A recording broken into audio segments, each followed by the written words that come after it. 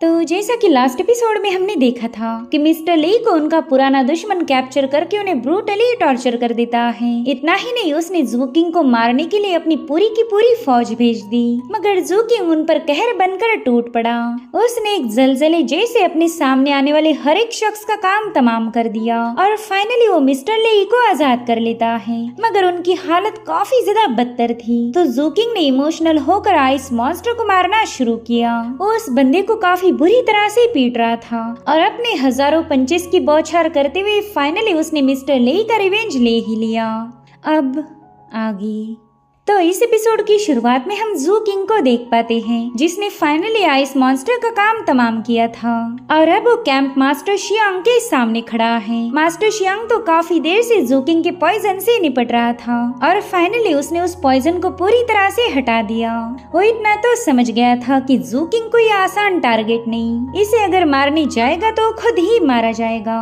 इसलिए वो जू किंग से कहता है कि बच्चे, क्यों ना इस मुकाबले को यहीं पर एंड किया जाए। तुमने मिस्टर ली को आजाद किया और साथ ही उन्हें कैप्चर करने वाले बंदे को भी मौत के घाट उतार दिया, इसलिए अब हम दोनों को लाइफ एंड डेथ बैटल करने की कोई जरूरत नहीं। और वैसे भी हम दोनों में कोई पुरानी दुश्मनी तो है नहीं जिसके चलते हम इस बैटल को जारी रखें। साथ ही मैं तुझे याद दिलाना चाहता हूँ कि मैं वज्रा सेक्ट का एल्डर हूँ। वज्रा सेक्ट काफी पावरफुल फैक्शन माना जाता, तो अगर तूने मुझे मारा तो ये सीधा वज्रा सेक्ट के खिलाफ जंग का ऐलान होगा। वो लोग तुझे भी जिंदा नहीं छोड़ेंगे।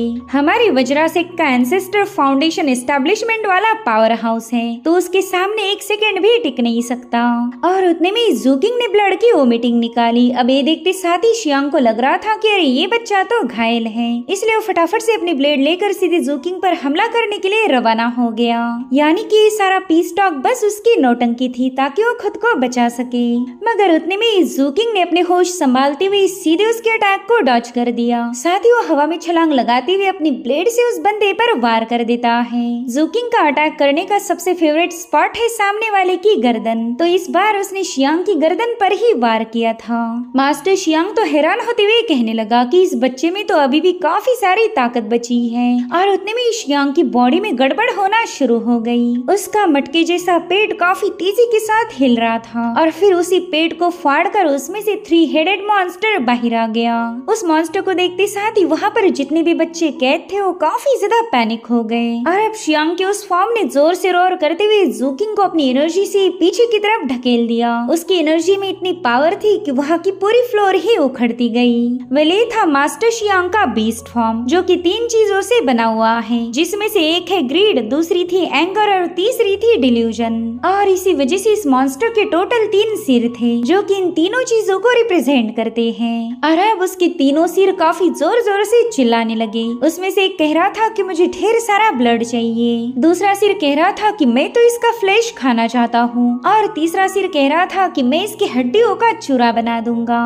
जू किंग भी इस मॉन्स्टर के फॉर्म को देखकर काफी ज्यादा हैरान था और उतने में उस मॉन्स्टर ने अपनी सोड को हवा में थ्रो किया, जिसके बाद वो अपनी ब्लेड को कैप्चर करते हुए सीधे जू किंग की तरफ भागने लगा। वो किसी जानवर जैसे बर्ताव कर रहा था, मगर जू किंग काफी ज्यादा शांत है। वो तो बस उस बंदे को घूरे जा रहा था और फिर उसने अपनी आंखें बंद कर दी। दरअसल यहाँ पर जू किंग ने अपनी एक और स्पेशल एबिलिटी को एक्टिवेट किया था, जिसके चलते वहाँ मौजूद हर एक चीज हवा में फ्लोट करने लगती है। जू किंग को अपने सामने सब कुछ ब्लैक एंड व्हाइट नजर आ रहा था और वहीं पर वो मॉन्स्टर चिल्लाते हुए बस उसकी तरफ आगे बढ़ता है। उसे कोई फर्क नहीं पड़ता कि जू किंग उस पर कौन सी मूव का इस्तेमाल कर रहा। तब तक वो बंदा जू किंग के काफी करीब पहुंच चुका था और इधर जू किंग ने अपनी ब्रीदिंग को स्टेबल कर लिया, जिसके बाद अचानक से उसके हाथों से काफी शार्प सोर्ड इंटेंट रिलीज होना शुरू हो जाता है। साथ ही साथ वहाँ पर अजूर गार्डियन भी अपीयर हो चुका था। दरअसल ये थी एंशिएंट टाइसंग टेम्पल की लेगेसी, जो कि फॉरबिडन जोन में जू किंग को हासिल हुई थी। वेल, जू किंग की इस मूव को कहा जाता है 1 ब्लेड ऑफ टाइसंग। और अब वो अजूर गार्डियन पूरी तरह से एक एनर्जी में ट्रांसफॉर्म होकर सीधे जू किंग के हाथ में समाने लगा। तब तक उस मॉन्स्टर ने अपनी तलवार को जू किंग पर रेज किया और उसी वक्त जू किंग भी आगे बढ़ने लगा। वो अब इसका मुकाबला करने के लिए तैयार था। उसकी बॉडी से काफी स्ट्रेंज ऑरा डिस्पर्स हो रही थी और उतने में जूकिंग ने हवा में छलांग लगा दी। दरअसल यहाँ पर जूकिंग के लिए टाइम काफी धीरे से गुजर रहा था, मगर मास्टर शियांग के लिए तो ये टाइमिंग पूरी तरह से नॉर्मल पेस पर है। और उसी वक्त शियांग का हाथ सीधे उस बंदे के गले के पास पहुंचा और फिर एक ही सेकंड के अंदर वो उसके गले को छूकर साइड में हट जाता है। सब कुछ पूरी तरह से खामोश था और फिर फाइनली जूकिंग ने अपनी आंखें खोली और अब अचानक से वहाँ पर एनर्जी का मानो एक जलजला आ गया। वहाँ की हर एक चीज थंडर पावर की वजह से हवा में फ्लोट हो रही थी। इधर वो मॉन्स्टर अपनी जगह पर खामोश है। साथ ही हम देख पाते कि जूकिंग के हाथों से खून टपक रहा। दरअसल ये खून जूकिंग का ना होकर मास्टर शियांग का था। वो मॉन्स्टर उससे कहता है कि बच्चे ये बात तो माननी पड़ेगी कि तेरे पास काफी अमेजिंग स्किल्स हैं, लेकिन तेरी किस्मत इतनी अच्छी नहीं कि तू मेरे अगली स्ट्राइक से बच पाए। और अब जैसे उसने अपनी ब्लेड रेज की उसकी बॉडी में बदलाव होने शुरू हो गए। उसे अपने अंदर एक बहुत ही भयानक डिवाइन पावर महसूस हो रही थी जो कि उसकी बॉडी को अंदर से पूरी तरह से डैमेज कर रही थी। और अब वो डिवाइन पावर उसकी बॉडी से बाहर आने के लिए झटपटाने लगी, जिसके चलते उस मॉन्स्टर को काफी ज्यादा तकलीफ हो रही थी। उसे तो ये समझ नहीं आता कि जूकिंग ने उसके साथ किया क्या है। वो बंदा काफी जोर जोर से चिल्ला रहा था और फिर उसकी बॉडी को फाड़ते हुए कई सारे थर्माफॉर्म उसमें से बाहर निकलने लगे। साथ ही साथ वहाँ पर बरसने वाली थंडर ने हर एक केज को ब्रेक किया था, जिसके चलते वहाँ पर जितने भी लोग कैद थे वो सब के सब आजाद हो गए। इधर उस मॉन्स्टर के चिथड़े हवा में उड़ चुके थे, यानी कि जूकिंग ने इसे काफी ब्रूटल मौत दी थी। जूकिंग की वो मूव इतनी ज्यादा जबरदस्त है कि उसकी जितनी तारीफी की जाए वो कम होगी। उसने टाइम को फ्रीज करते हुए अपनी डिवाइन पावर को ओपोनेंट की बॉडी में एंटर करवा दिया था, जिसके चलते बिना ज्यादा मेहनत किए वो बंदा मारा जा चुका था। इधर टाउन में भी काफी स्ट्रॉन्ग एनर्जी फ्लक्चुएशंस रिलीज हो रहे थे। अब इन लोगों को नहीं पता था कि मेंशन में आखिर हुआ क्या है। तो लोग कह रहे थे कि शायद कैंप मास्टर शियांग ने उस बच्चे को मार दिया होगा। वेल ये सारी बातें सुनकर लिनिया और शीजी को काफी ज्यादा बुरा लग रहा था। वो मिस्टर ली को लेकर मेंशन के बाहर ही उसका इंतजार कर रहे थे और उतने में मेंशन से छोटे बच्चे बाहर आना शुरू हो गए। उन्हें देखते साथ ही कैंप के लोग काफी ज्यादा खुश हो गए। वेल इन सभी बच्चों को ब्लड शैडो स्क्वाड के लोगों ने अगवा किया था ताकि इन्हें as a meat treasure use किया जाए। और यही तो कैंप मास्टर शियांग का साइड बिजनेस था, जिसका यूज करके उसने ढेर सारा पैसा कमाया। साथ ही जूकिंग भी अब उस मेंशन से बाहर आ गया। भीड़ के कुछ लोग कह रहे थे कि इस बंदे से दूर रहो, क्या पता इस पर पॉइजन का असर हुआ होगा। वहीं पर कुछ लोग कह रहे थे कि हमने इसका शुक्रिया अदा करना चाहिए, इसने हमारे बच्चों की जान बचाई। और तभी उनमें से कुछ बंदे जूकिंग को डांटने लगे। वो कहते बच्चे तुमने कैंप मास्टर को मार दिया, अब बताओ हम क्या करेंगे। वैसे तो जूकिंग ने इन लोगों को आजादी दिलाई थी, मगर ये लोग तो उसका शुक्रिया अदा करने की बजाय उसे ही डांट रहे थे। वो कहने लगे कि तुमने वज्रासिक को चैलेंज किया है, अब वो लोग हम में से किसी को जिंदा नहीं छोड़ेंगे। इधर जूकिंग लिनिया और शीजी के पास पहुंच गया। वो उनकी आंखों में जवाब ढूंढ रहा था कि क्या मिस्टर ले को बचाया जा सकता है, मगर उनके चेहरों से ही साफ पता चल गया कि मिस्टर ले के पास अब ज्यादा वक्त नहीं बचा था। वो तो ठीक से सांस भी नहीं ले पा रहे थे। और उतने में जूकिंग उनके पास जाकर उन्हें बताने लगा कि मैंने कैंप मास्टर शियांग और सन का खात्मा कर दिया, जिसके चलते वज्रासेक्ट और नाइट डव कैंप अब खामोश नहीं रहेंगे। यहाँ पर रुकना हम सभी के लिए काफी ज्यादा खतरनाक होगा। तो लिनिया उसे कहती है कि बच्चे तुम हमारी फिक्र मत करो, हम दोनों तो किसी भी कैंप में जा सकते हैं, हमारे पास इतनी एबिलिटीज है कि वहाँ पर हमें एंट्री मिल जाएगी। तो बच्चे तुम भी हमारे साथ चलो। मगर जूकिंग ने इसके लिए मना कर दिया। वो मिस्टर ली को अपनी पीठ पर कैरी करते हुए उन दोनों को बता देता है कि उन लोगों का असली टारगेट मैं हूँ। वो मुझे ढूंढने के लिए जमीन आसमान एक कर देंगे और इसी वजह से मैं तुम्हारे साथ नहीं आ सकता, इसलिए मैं सीनियर को लेकर जा रहा हूँ ताकि उन्हें ठीक से अलविदा कह सकूं। उसके बाद मैं इस इलाके से काफी दूर चला जाऊंगा। इधर एक छोटी बच्ची जूकिंग की ऐसी हालत देखकर काफी ज्यादा इमोशनल हो गई। दरअसल वो जूकिंग का शुक्रिया अदा करना चाहती थी।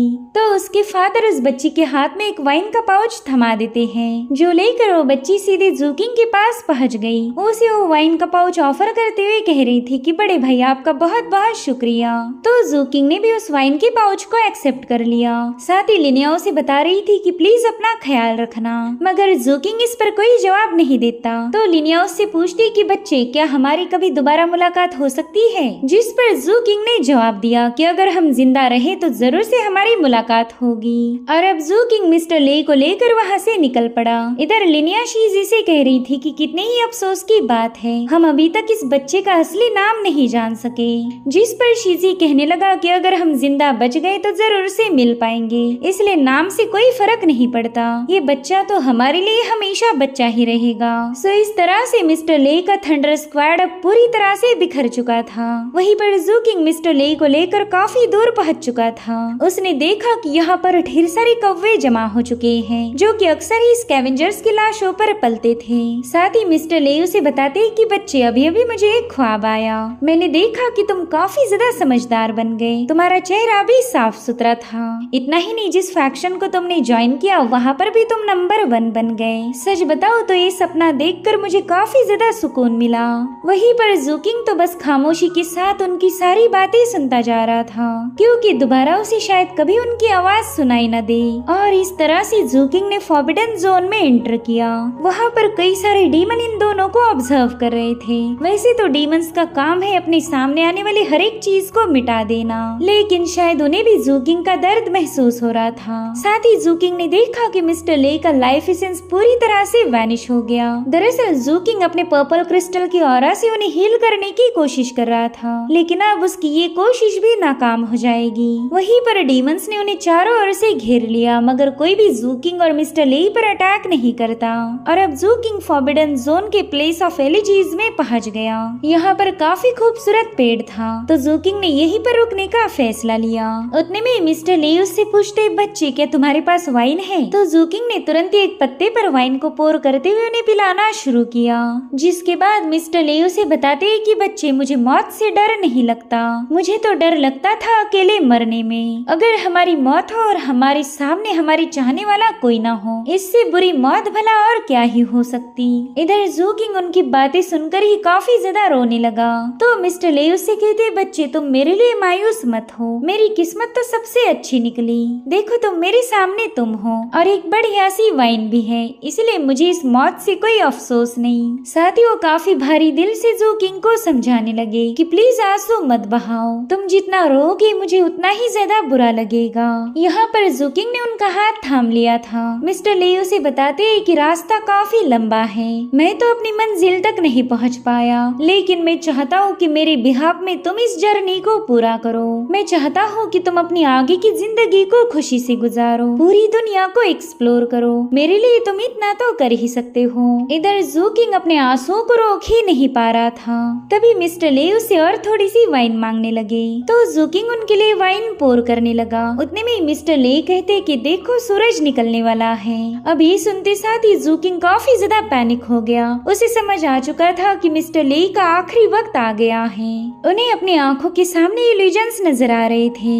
साथ ही मिस्टर ले कहते, टाओ हंग क्या तुम मुझे लेने आई हो? देखो तुम्हें कितना ज्यादा बूढ़ा हो गया। और इतना कहते साथ ही उन्होंने अपना हाथ आगे बढ़ाया। वो टाओ हंग से कहते कि मैं तुमसे वादा करता हूँ, आज के बाद हम दोनों एक दूसरे से कभी अलग नहीं होंगे, हम हमेशा साथ रहेंगे। ज़ूकिंग ये सब देखकर काफी ज्यादा रोने लगा और उतने में ही पीच ब्लॉसम का फ्लावर उनके हाथों पर आकर बैठ गया। दरअसल ये टाओ हॉन्ग थी, जो कि फाइनली अपनी मोहब्बत से मिल पाई। इस तरह से मिस्टर ले ने इस ब्रूटल दुनिया को अलविदा कह दिया। वहीं पर ज़ूकिंग ने उनके लिए जो वाइन फिल की थी वो उनके सम्मान में पोर कर दी। और अब वो मिस्टर ले की आंखें बंद करते हुए जोर जोर से रोने लगा। उसी पेड़ के पास ज़ूकिंग ने मिस्टर ले को दफनाना शुरू किया। उन्हें दफनाने के बाद ज़ूकिंग ने उनके लिए ग्रेव स्टोन भी कार्व किया। ये सब करते हुए उसे मिस्टर ले की कई बातें याद आने लगी। मिस्टर ले ने बताया था कि हम स्कैवेंजर्स के लिए कोई कब्र नहीं खोदता और ना ही हमारे लिए ग्रेव स्टोन बनाए जाते।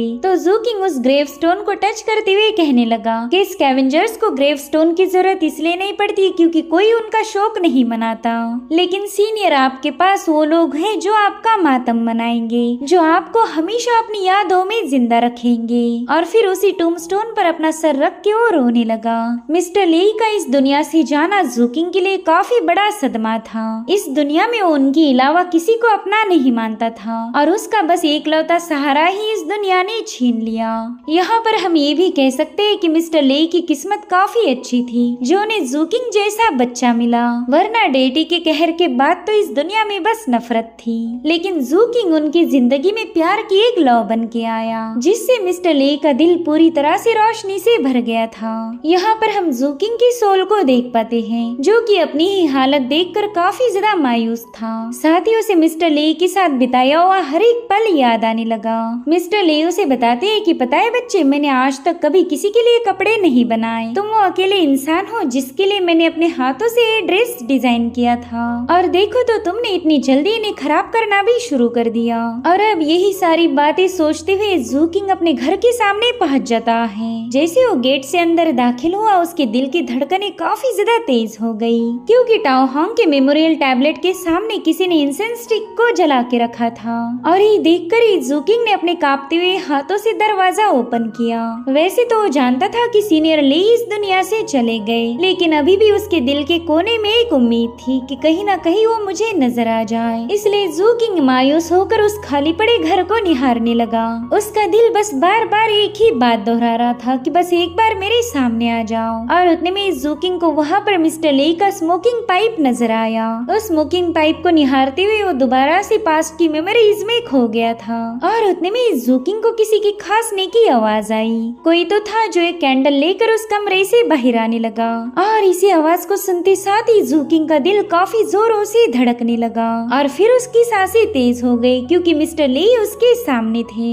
मिस्टर ले दरवाजा खोलकर कहने लगे कि बच्चा अभी तक घर वापस नहीं आया। इतनी रात हो गई मगर अभी तक इसे घर का ख्याल नहीं आया। और फिर जैसे उन्होंने पलट के देखा कि जूकिंग वहाँ पर बैठा हुआ है। अब उसे देखते साथ ही मिस्टर ले कहते, अरे बाप रे, तुमने तो मुझे डरा ही दिया। तुम घर कब आए बच्चे? तुमने तो जरा भी आवाज नहीं की। अब ये सुनकर जूकिंग काफी ज्यादा हैरान था, क्योंकि उसे अभी तक यही लग रहा था कि ये बस उसका कोई वहम होगा। तभी मिस्टर ले उसे डांटते हुए कहने लगे कि बच्चे, दोबारा कभी इतनी देर मत लगाना, मैं काफी देर से तुम्हारा वेट कर रहा था। साथ ही उन्हें काफी ज्यादा खांसी आ रही थी, तो जूकिंग तुरंत ही उन्हें संभालने चला गया, और वो वाकई में मिस्टर ले को टच कर पा रहा था। तभी मिस्टर ले कहते, बच्चे, तुमने मुझसे वादा किया था कि आज रात का खाना तुम पकाओगे, तो देखो खाना पकाने का सारा सामान मैं लेके आया हूँ। जाओ जाकर गर्मा गर्म खाना बनाओ। मगर जूकिंग तो बस काफी करीब से उन्हें घूरे जा रहा था। तो मिस्टर ले उसे दूर पुश करते हुए कहने लगे कि बच्चे, तेरा दिमाग ठीक तो है ना? तू तो ऐसे बर्ताव कर रहा मानो तेरी सोल तेरे से लॉस्ट हो गई। चल चल जल्दी से खाना बना, तुझे भी काफी ज्यादा भूख लगी होगी। अब ये सुनकर जूकिंग भी चूल्हे के पास चला गया। वहीं पर मिस्टर ले ने अपने स्मोकिंग पाइप को जला लिया था। वो खांसते खांसते स्मोक करने लगे। तो जूकिंग उनसे कहता है कि आपको काफी तेज खांसी आ रही है, इसलिए कुछ दिनों तक स्मोकिंग को बंद कर दीजिए। तो मिस्टर ले कहते कि हाँ, वो मैं बाद में देख लूंगा, पहला तो तू खाना पका। लास्ट टाइम मैंने तुझे सिखाया था कि एक प्रॉपर डिश कैसे बनाई जाए, लेकिन कोई बात नहीं, आज एक आखिरी बार मैं तुझे दोबारा से ही सिखाने वाला हूँ। देखो, पहला तो कढ़ाई में तेल डालो और फिर उसे 70% तक अच्छे से गर्म होने देना।